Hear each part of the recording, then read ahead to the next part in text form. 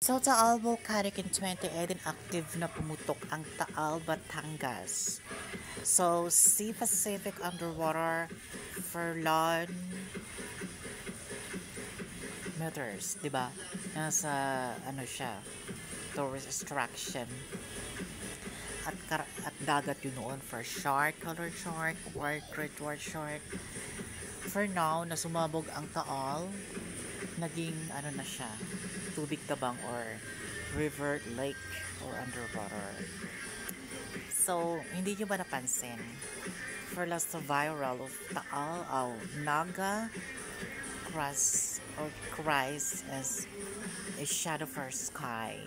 I think it's a shadow as Holy Ghost or spiritual na parang yung ulap nagmukha siyang tao at nangyari din yun sa Naga, Batangas. At isa lang naman ang Batangas at saka Taal, location of Batangas City. So, hindi nyo napapansin, maging maging spiritual. You take the time for near the world and believe me, the world for other religion and all the Christ word, but as simply, but as not a photo. So, yun yung nangyayari. At saka yung Taal na yun, parang marami nga namatay yung explosion of volcanic active for Europe. Ano active volcanic in the Philippines is high as Taal. Sa Masbate parang wala akong napapansin volcanic sa amin. Pero ang lugar namin is active siya sa earthquake, mga sinkholes or flooding. Pero volcanic na siya active.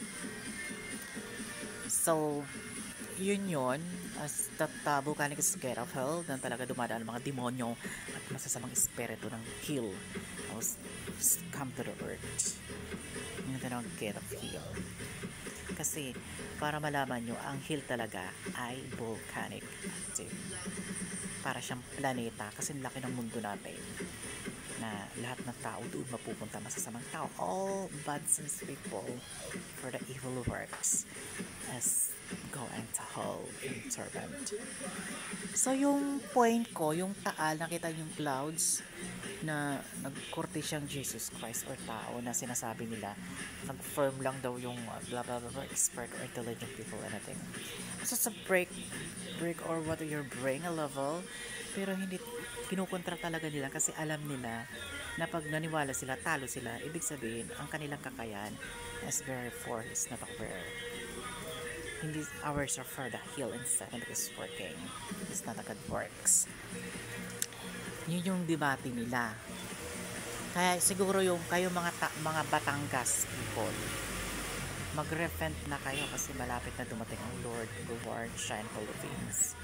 Nangangarib na tayo before na Iranian, American, Israel is the big bang World War III. Ngayon marami pang nagpapasabog o something October 6. So yung Taal ay very amazing for the Christ. And what will happen and the big one earthquake in the Philippines. As we're all people the mindset, whatever you do or whatever go here, this is not ready. But all these people for life is not ready. It's not ready. So yun yung point nila, nasa mindset nila.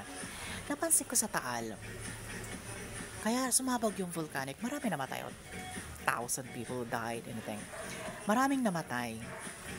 Pero ang Taal ay masisave ang Batangas cities sa mega tsunami. Kasi yung Taal nasa gitna na siya ng dagat at hinarangan niya yung Pacific Sea bago pumasok sa city. Hindi nyo ba alam napansin yun? Nature is most powerful and dangerous. Kaya yung tataka ko dun sa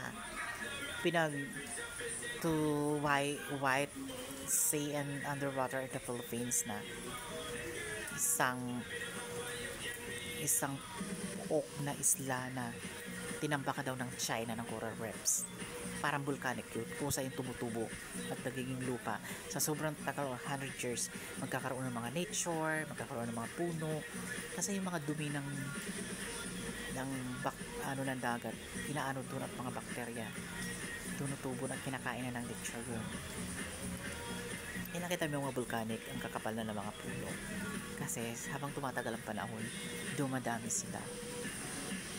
So, it's very longer for raining in the Philippines. The end of July. July 13, birthday ko na pala. Oh my gosh, I'm 37 years old. Well, habit is longer in the Philippines than I is very old. I don't believe you're president today. If you're online living, I think it's the world was our kill. And over the discovered bodies and to all whatever experiences, just the color. No.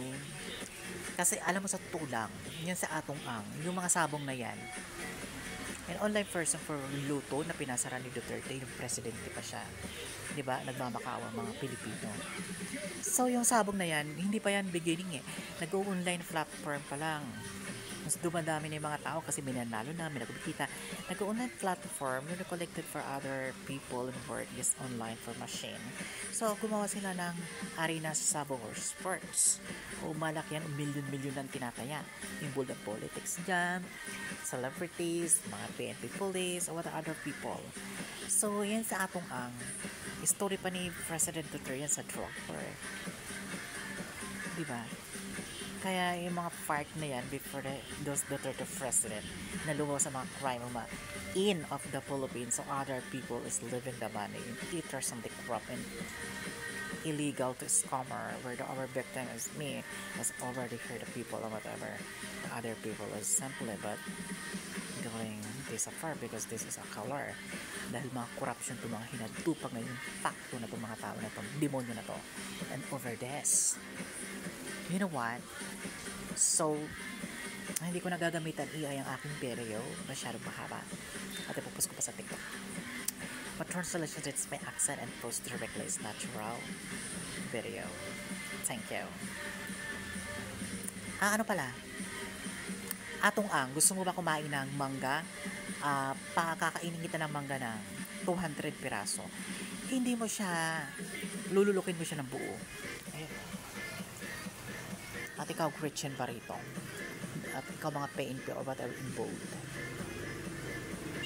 kung ako sa inyo kung gagawa kayo ng crime siguraduhin magtatagumpay kayo kasi yung mga ganyan din napakadami buhay nyo ng kapalit dyan kung ako sa inyo magtalo na lang kayo sa building at pakamatay kayo or doon kayo sa taal para makita ng mga taong pinatay nyo ang mga kaluluwa nila na you were suffered and believe me in hell what are you doing to die and you are sure not ready are you believe them such so murderers very satanic okay follow sa my YouTube channel bye thank you